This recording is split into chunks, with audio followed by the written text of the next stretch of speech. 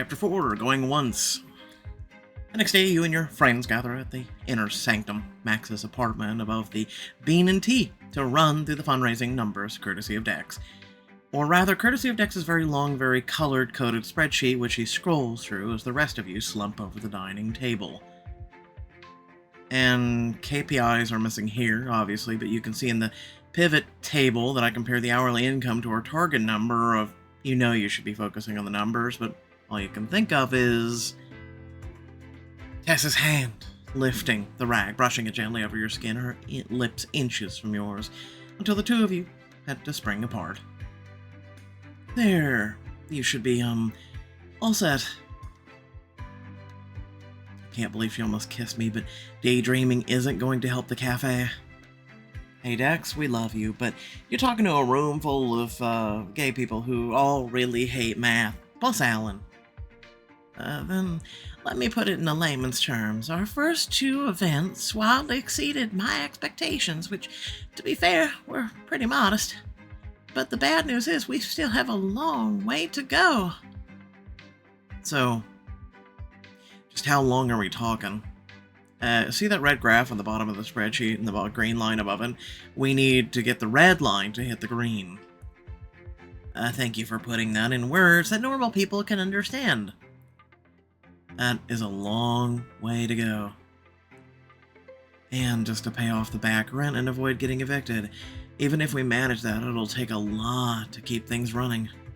If we can't keep can't make the cafe more sustainable, we could end up back between a rock and a capitalism in 6 months. You're right, but for now, we just have to focus on what we can do. I have a couple of friends who work at an event center nearby. They agreed to let us use the space tonight for an auction. Tonight? What are we going to auction in less than 8 hours? Ourselves! These to start. Max's wife, Leanne, sidles over to the kitchen with a box on the table, followed by a plate of cookies. They smell divine, but I don't know about auctioning cookies. Leanne, you're giving away the lemon spice cookie recipe? God, no, my grandmother would come back from the grave and kill me.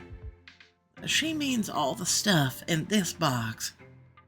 Max opens it. Inside, you see some of Leanne's sculptures crowded among t-shirts, banners, posters, and pins. Whoa, is that a 90s...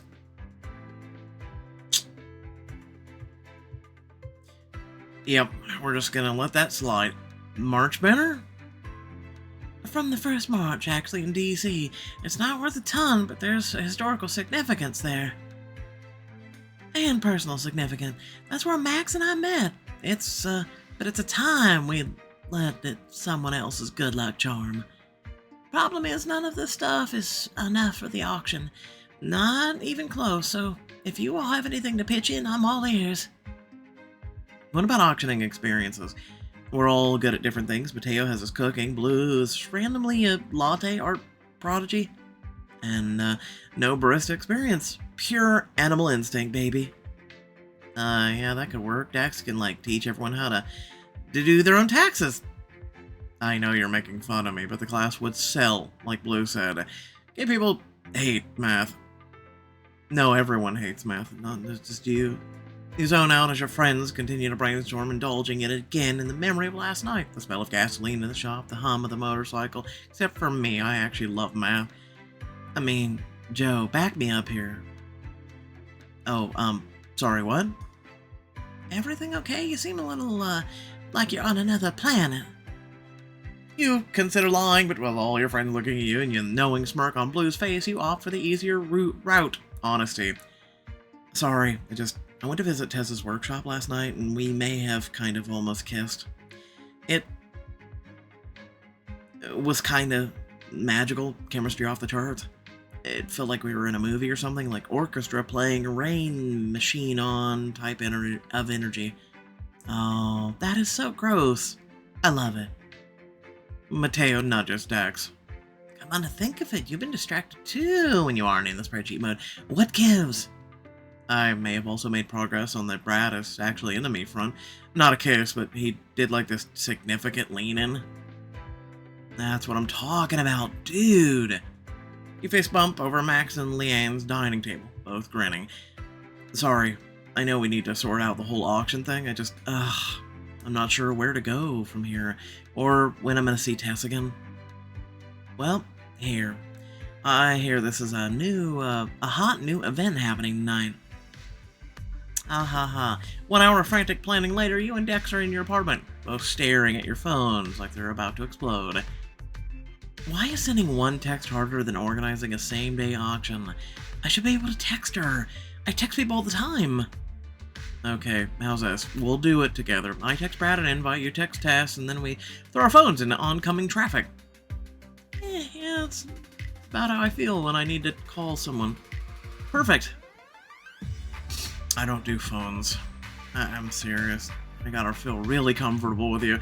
You both copy and paste the already workshop texts from your notes app, hitting send before you can overthink it again. Hey, Cafe is organizing an auction, TM.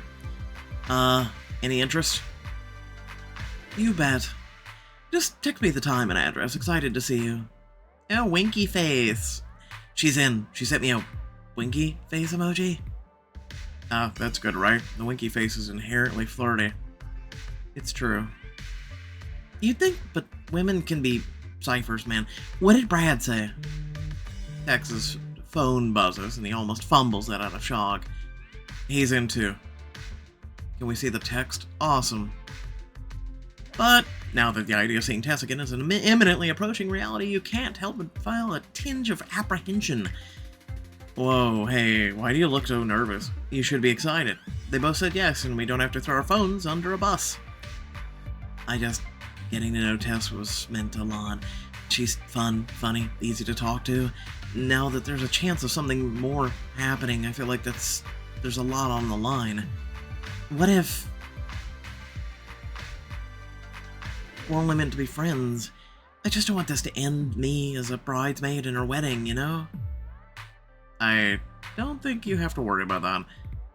You only say that because you've never been to a lesbian wedding. Look, Joe, you've been waiting for a sign that she's actually into you, right? You just got one, like a glowing neon letters type of sign. What did that type of wedding have to do with anything? There's bridesmaids at every single wedding. Typically nowadays, bridesmaids also include bridesmen, and the bridesmen, it's complicated anymore, Why don't you give yourself a chance, at least, instead of bracing for disaster? When did you get so wise? I expected us to be in a panic mode together. I mean, I'm not worried. I'm worried about Brad, too. If I fall for a guy who just wants something casual again, I feel like the biggest idiot alive. But I guess I'm trying to think of tonight as a chance to test the water, see if this can actually be something. I like that. I can do that. But it wouldn't hurt to tip the scales in our favor by looking as hot as humanly possible, right? So go naked. What? No, I think that's a net positive. Anything in your closet calling your name?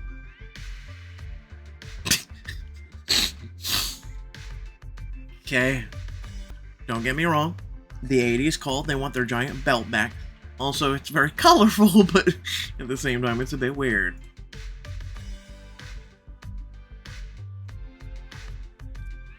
You change into a colorful one-piece look that you hope is the right mix of dressed up while still saying, I can have fun.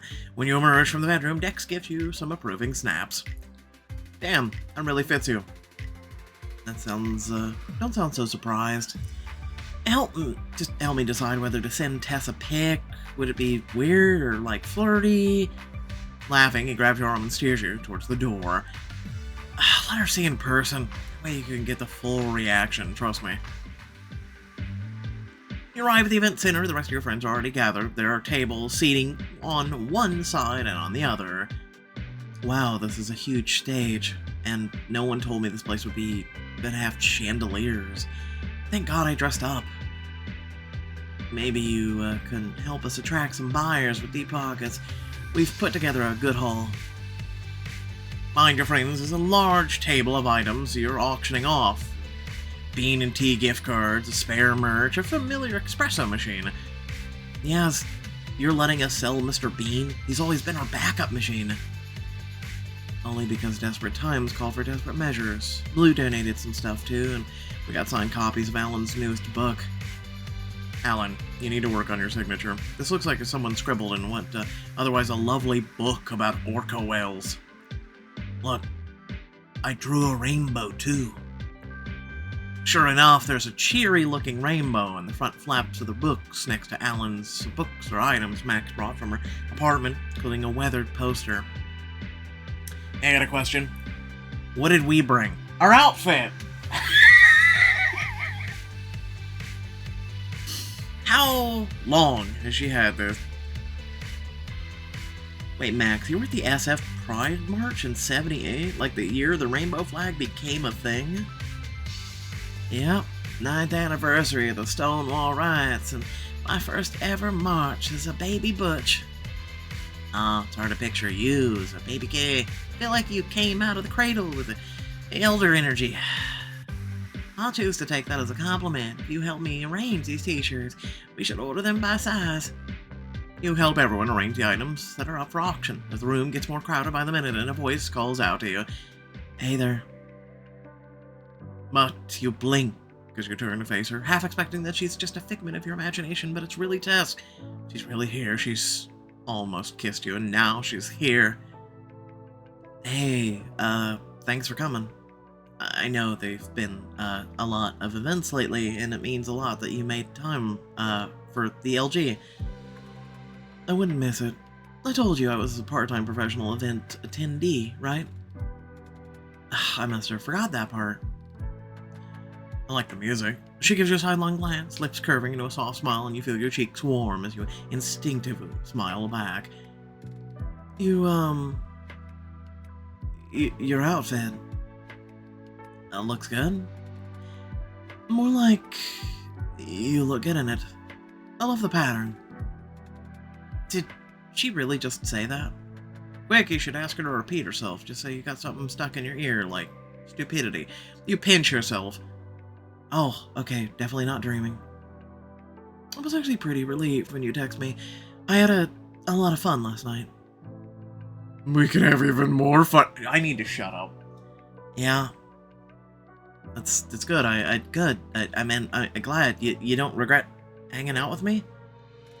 Somewhere behind you, you hear Blue audibly facepalm. Listen, at this point, this book is a comedy, okay? Like a rom-com, and I'm trying to make it fun for me. Then the sound of Max quietly shushing them, but Tess just smiles. Never, but especially not last night. I know I've been telling myself this for days, but that has to be a good sign. I'm not gonna doubt it this time. I hate to interrupt whatever this is, but could one of the two of you strong independent women help me stack some items on stage? We also have a minor emergency backstage. Joe, you're good with emotions, right? That's what people tell me. Go deal with the emergency and I'll give Mateo a hand with the heavy lifting. We can chat later, okay? Alan brings you backstage where Yaz is sitting on a wooden box and looking uncharacteristically nervous. She taps one booted foot against the floor. Everything okay, Yaz? It's not like you, it's not too late to reclaim Mr. Bean if you're having second thoughts. It's not that. It's the crowd is getting too big out there, and we need to make the most of this.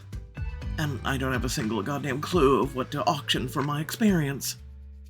Tell more about yourself. What about a coffee making class? We just hosted one. You were there. Yeah, you could do another, though, since you make coffee better than the rest of these people. I know, but you could auction a one-on-one session. Tailor it to the tastes of whoever buys it. That's not a bad idea. Then I can get in more in-depth about the science behind good coffee roast profile, brew time. You can call it brew time for you time. High five. There we go. As Yaz taps her chin, considering your and Alan's advice, Mateo saunters backstage and grins at you. Yeah, Joe, want to help me get the crowd warmed up? I'll do my best, but mainly because that feels like a subtle cry for help. Grabs your hand and leads you onto the stage, and you find yourself staring into the sea of people, many of them regulars at the LG. Hello, San Francisco! Thank you all for coming out on the weekend, or weeknight, to see our gorgeous faces. You hear a wolf whistle from the audience. It sounds suspiciously like Blue, and it's enough to jolt you into action. Yeah, we're... Bottom one. Yep, no. Listen, do you realize every time I say one of these words, YouTube goes, red flag!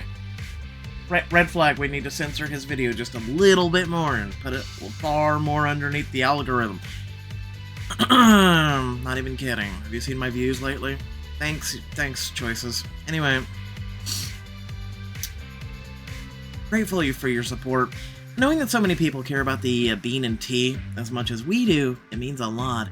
The cafe is a building, but you all make it a community. The crowd applauds thunderously, and seated among them, Max looks almost overwhelmed. Damn, sometimes that girl's good with her words. We're auctioning off items and one-of-a-kind experiences from our staff, including yours truly. First up, a top-of-the-line espresso machine. It's used, but in perfect condition. Let's start the bidding at $350. $350. $350. Do I hear 400? Can I do the bidding, please? Just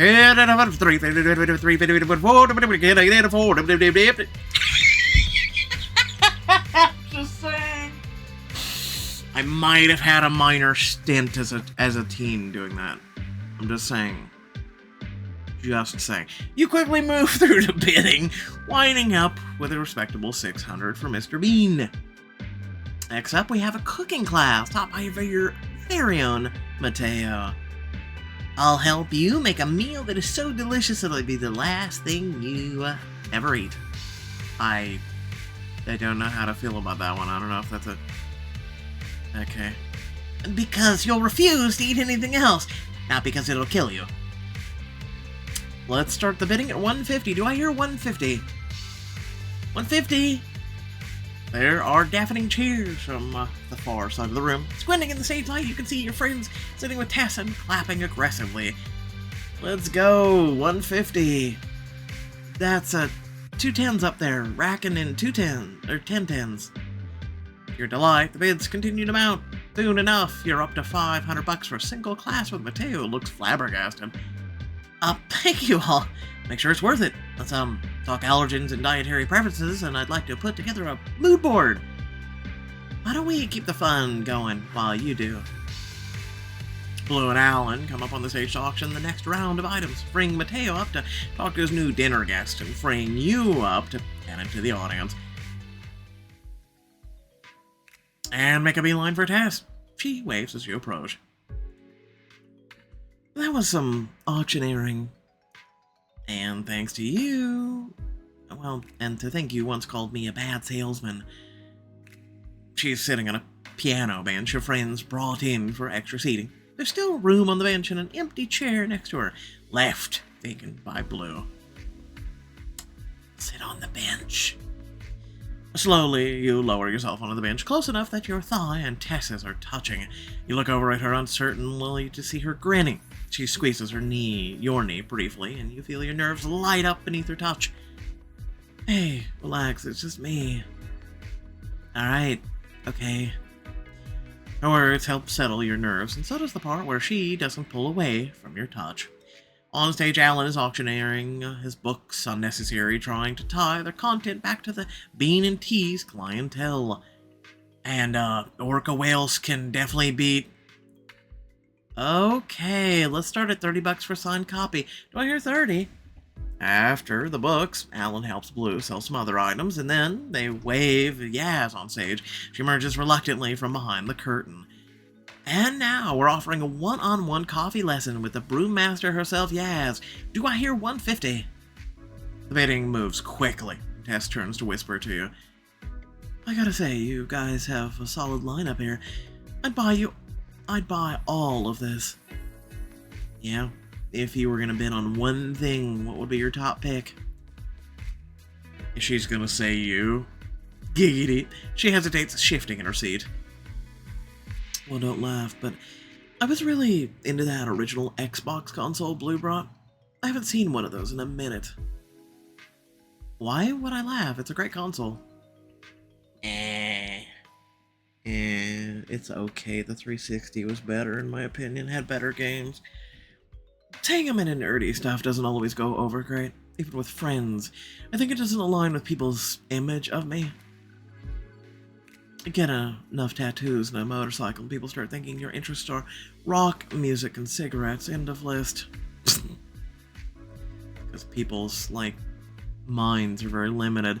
It's not the first time she's mentioned people making assumptions about what she should or shouldn't be, but that just makes your heart ache more for her.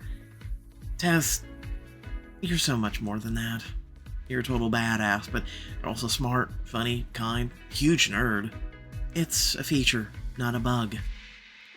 Thanks, Joe. No one's ever told me that before. Me and Tess have a lot in common. You hesitate for a second, not sure how much you should say, before remembering last night and the kiss you almost shared, so you take a risk. And for what it's worth, I think your nerdy side is pretty cute. All because she showed interest in an Xbox console. Listen! That does not make someone nerdy. I said it.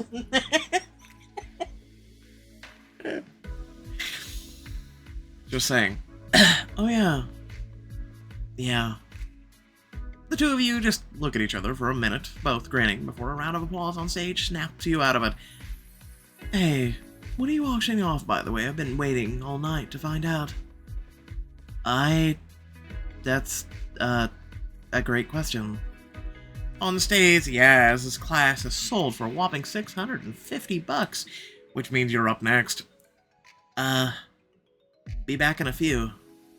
Quick, what talents do you have besides being a cashier? Because we know absolutely nothing about our MC.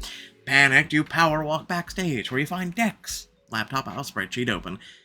Dex, help. Help. I need to go on stage in, the next 30 seconds, and I have no idea what I'm auctioning. Well, since we can't remove that epic mural from your kitchen wall, how about a dance lesson? You're a great dancer. Be serious, dude. Us watching Dancing with the Stars every week does not equate to dancing experience. Are you really going to lie to my face and tell me you don't practice the winning dances at home?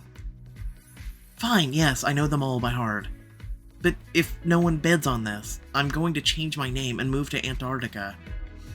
I mean, listen, if you could teach me the Deadpool dance from Deadpool and Wolverine, I would so do that. Listen, I thought it was cool. Listen, leave me alone. I'll visit, don't worry. You walk on stage and relieved looking Yas passes you the mic. Next up, we have Jo. She's auctioning what, exactly? A one-on-one swing dancing lesson taught by yours truly? Let's start the bidding at $10. Oh, okay.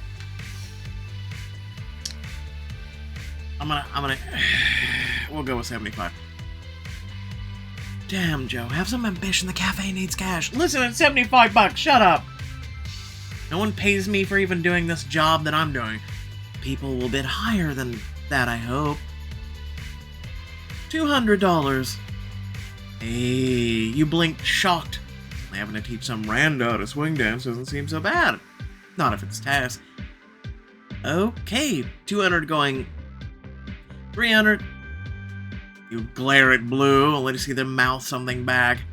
Trust me. Okay, the 300. Do I hear 320? Okay, going, gone, sold. Pack it up. Your chest feels feather-light, both from the amount of money you just raised, the way Tess is smiling at you from the crowd, soft and fond. You're barely aware of the rest of the auction going by, lost in a giddy haze until Max and Leanne head on stage to auction off the last item. Alright, if you'll indulge me for a second, the last item's personal. We've got a Gay Freedom Day poster that dates back to the Stone Age, I think. 78 to be more exact. A piece of history. The march was my very first. I was 19 at the time, barely out, dressed like a street urchin with terrible hair. The crowd laughs, and you do too. As hard as it is to picture Max that young, the mental image is vivid. And well, long story short, that was the day I learned what my life would be, or could be. Not what it had to be or should be, but what it could be. When the march was over, I grabbed this poster from a telephone pole. I guess I just wanted to remember that feeling. And tonight, I really do. This whole thing, all of you, is one big reminder of what a community can accomplish together. I was proud back then when at 19, and they haven't invented words for what I'm feeling right now. I know what you mean, Max. Everyone bursts into applause. Many audience members move to tears. You wipe the corner of your own eye, smiling so hard that your face hurts. Maybe we start the bidding at 700. The bids come fast, furious, with Max barely needing to direct them until 3,000. 3,000. Going once, twice, sold. We've raised a lot of money tonight. The moment Max and Leanne step off stage, you and your friends find her. You're the first to pull her into a hug, the others follow suit. Max, can't believe you made me cry in public. I can't believe she shed a tear in public. I did not. Anne dabs at one of the corner of Max's eyes with a handkerchief, smiling fondly. Of course not, hon. My point is, you killed him. Thanks, kid. Thank you all. Never expected a turnout like this. That was some auction. You turn to see an older guy approaching the group wearing a neat suit and glasses. He looks vaguely familiar. I need to compose myself now. We'll talk about it at the end of the video. Oh, hey. Classic French roast. No milk? That's me. Though anyone who doesn't make my coffee calls me Ron. Great to meet you all officially. You recognize the man now. He's been in the LG a few times, and he has respects anyone who drinks their coffee black. I hate to bust up the festivities, but I was wondering if I could have a quick word with Max. I work with a non-profit in the area, and I was thinking there might be something we can do to help your cafe fundraise. The Bean and Teas have been a pillar of the community for ages, and like you said on stage, there's not a lot our community can't do together. That's very kind of you. We're in a tight spot. My wife and I would love to hear more about your work. Leave Max, Leanne, and Ron to chat about Tess a few feet away. She grins a crooked grin, waving you over. That's pretty cool. You all have a lot of people in your corner. Something about the way she says it makes you wonder if she's talking about more than the cafe. You clear your throat, suddenly feeling warm. Yeah, speaking of which, thanks for bidding on my dance class. I was bracing myself for public humiliation. I'm just happy I won. No pressure or anything, but is there any chance I can cash in on that lesson now? You want to dance with me here? Now? I was hoping we could go someplace quieter. I think this place's roof is accessible from this floor. Or, if you don't mind a drive, I know the spot down the coast that would be perfect. Oh, snap.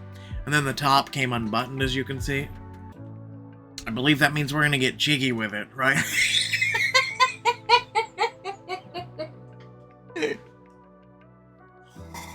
Oh, sometimes you have to laugh when your heart is hurting. A drive sounds perfect. It's a beautiful night. Then follow me. The two of you head outside where Tessa's motorcycle is waiting. This time around, you don't feel any nerves at the prospect of riding it. You know, I'm starting to get used to your bike. Maybe it's time for you to get on a first-name basis. This is Diesel. Oh, hi, Diesel. Feeling only a little ridiculous, you wave at the motorcycle, which you have to admit does look like a Diesel before hopping on. Tess follows suit, and you wrap your arms around her with more confidence than you've had before. Listen, we think he likes you. She revs the engine, and you laugh, and keep laughing, as she kicks the bike into gear and heads south through the city streets. The whoosh of air as you're feeling giddy like you, Diesel, and Tess might float away into the crisp, cool night. Does driving always feel like this for you? You have to shout to be heard, and you can feel Tess's reply reverberate against your chest. Like what? Like you're flying? It feels like we're barely on the ground, just skimming it. You want to go full ET? Fly off into the moon. Trust me, you've never felt anything like driving on a motorcycle going 200 miles an hour minimum.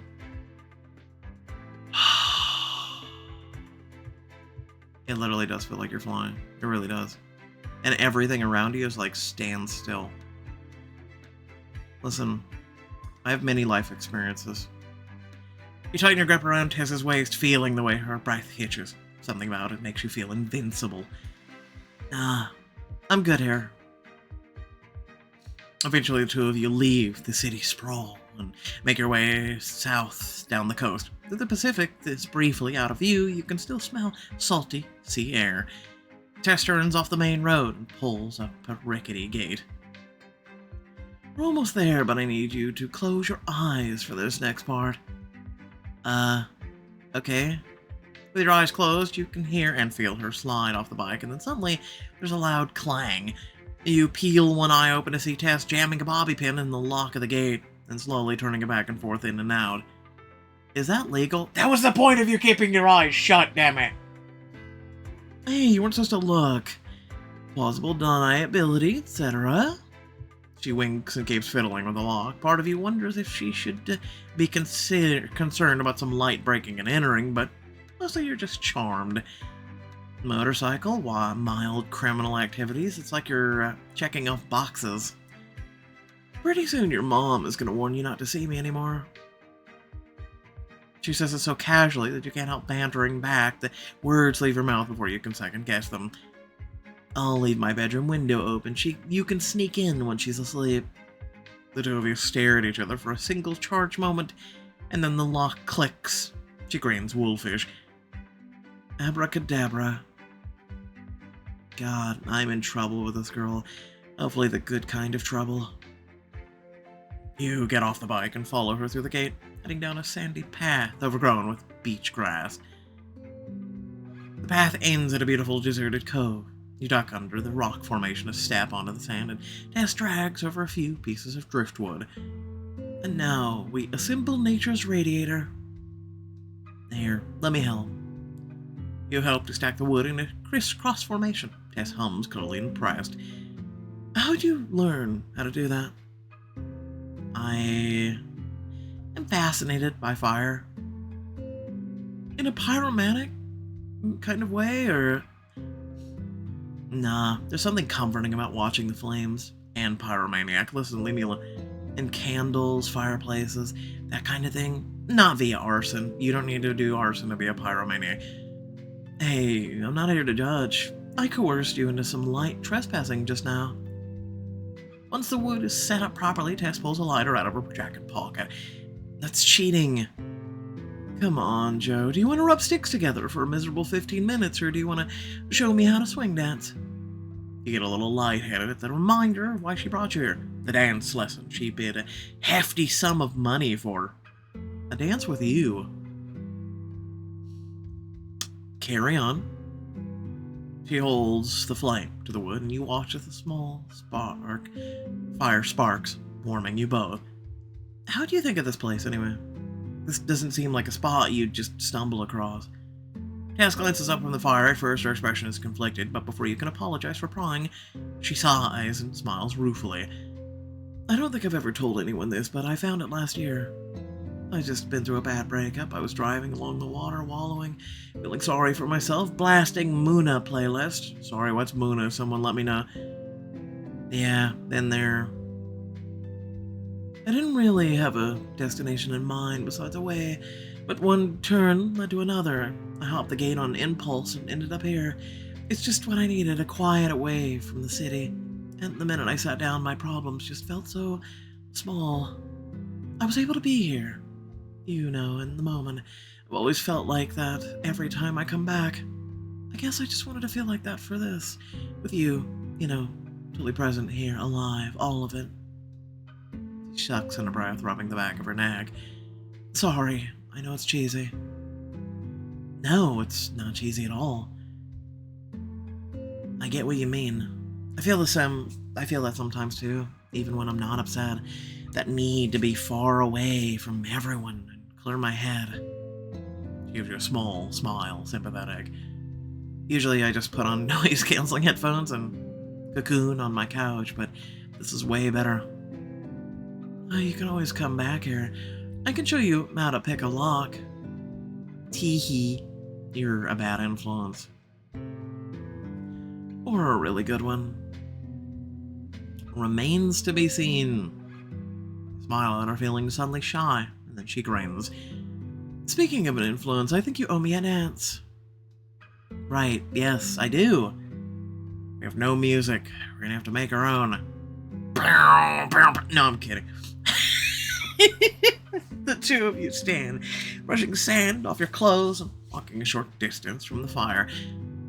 Swing dancing is pretty easy. It's just a matter of counting, which is the only thing that I can do with numbers. Anyway, here. You place Tessa's left hand on your shoulder and hold the other in your own, assuming the leading position. Her calloused fingers brush against your bare skin, briefly touching the hem of your top. Like this. Yeah, that's good. Okay, point your toe like that and cross it behind you. That's a rock step.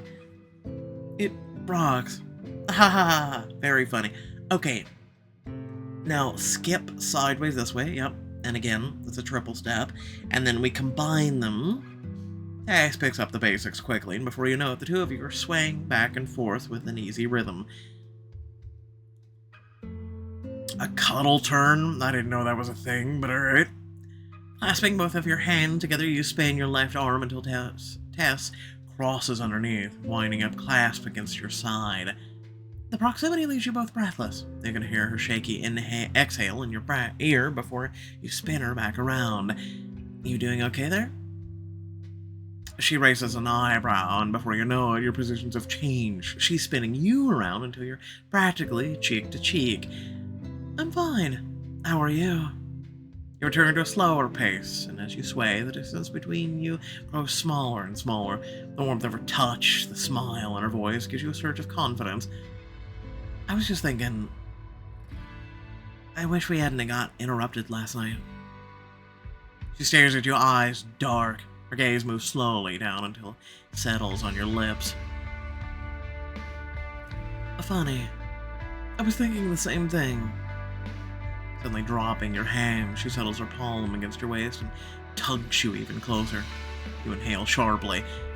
Actually, I've been thinking about it ever since.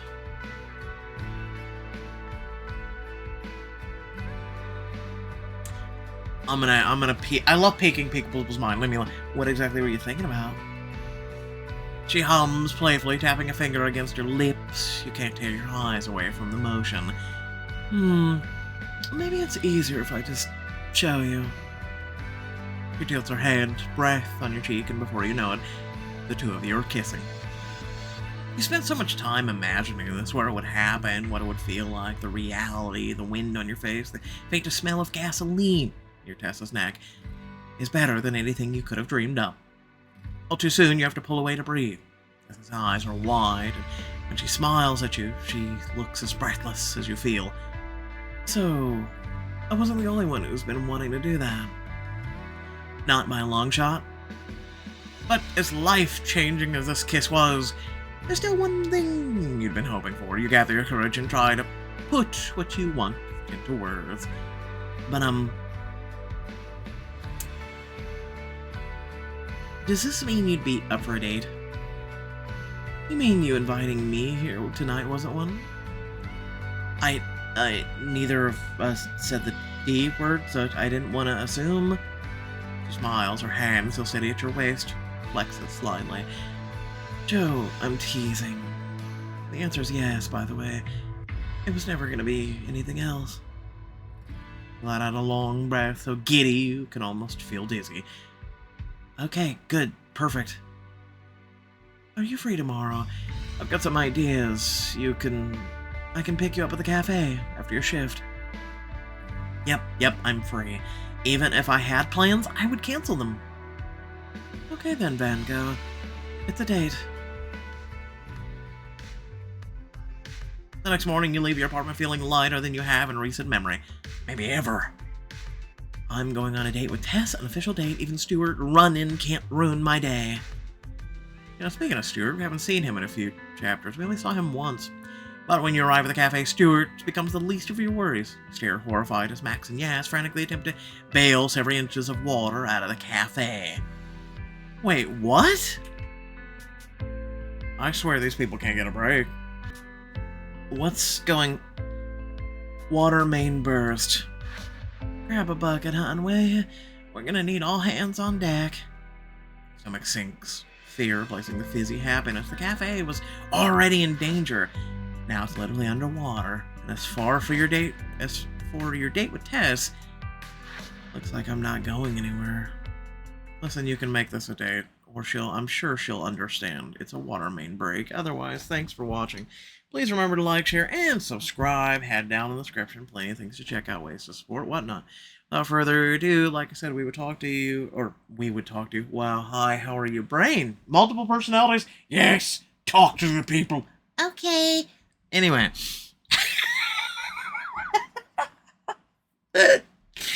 So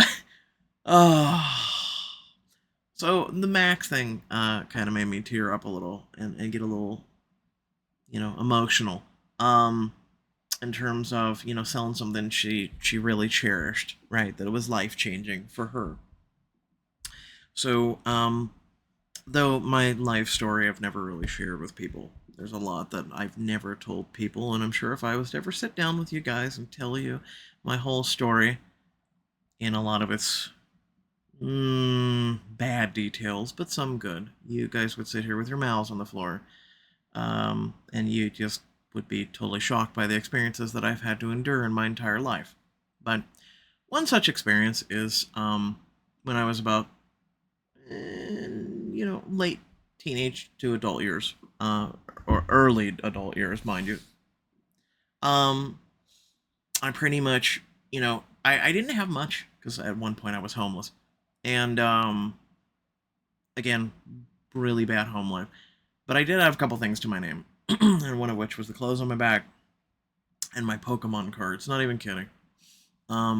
They were something that, it's kind of like when you hit the streets, you keep that one thing with you, right, that you can carry around and whatnot. And they were my Pokemon cards, and I kept them for a very, very long time.